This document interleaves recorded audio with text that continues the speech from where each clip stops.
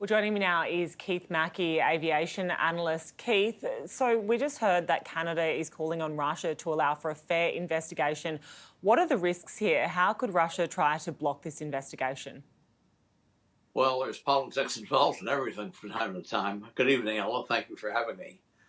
The investigation should take place according to a protocol that's internationally accepted. The maker of the airplane should participate, the country of origin, the country where the aircraft crashed, all would send teams to discover what had happened. Now, we had a similar incident back in 2014 with Malaysian Air Flight 17 that was in an area of the Ukraine where it was shot down. It was a Boeing 777, killed everyone on board. And the Dutch investigated this accident, and they found there were artillery shells that went through the airplane. They were able to determine from where on the ground they were fired, and they even discovered who gave the order to fire on the airplane. Now, that could happen in this case, but we don't know if it'll be that thorough or not. Keith, typically how long do investigations like this take? They normally take, in the West, a couple of years if they're done properly. This will take some period of time, but I don't know that it'll be that long, but we'll see what happens. And we're hearing various theories about, how this plane was downed. It's still a little bit unclear. There are talks about a bird strike or that it was possibly shut down by Russian defence systems. How long before we have definitive answers? Will that come out before the investigation is complete? Could we know sort of in the coming days and weeks exactly what caused this plane to come down? Well, I think there's no doubt that it was not a bird strike. There's, in the aft fuselage, there's at least 112 artillery holes in the skin that you can see that pass through the aircraft.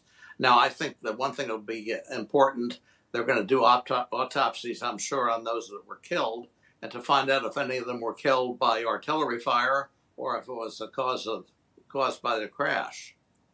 Now, the airplane apparently was having some difficulty. It was observed flying in figure-8 patterns, climbing and descending very steeply just before it reached Akko in Kazakhstan before the crash. The aircraft actually almost made it to the runway. It was offset to the left side of the runway, probably several hundred feet.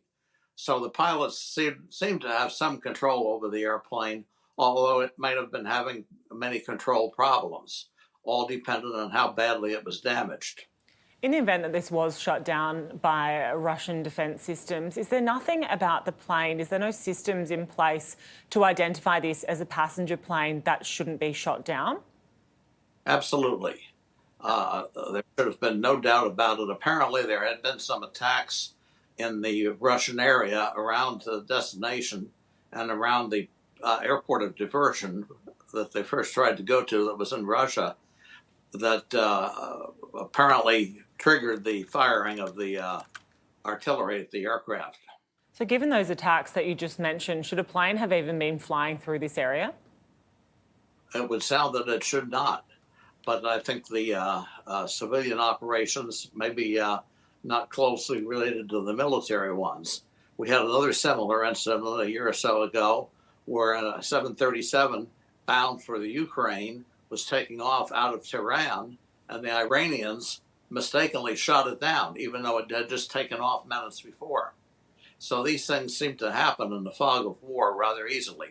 All right, very frightening situation. Aviation analyst Keith Mackey, we appreciate your time and your insights. Thanks so much for joining us. You're very welcome, Ella. Have a good evening. You too.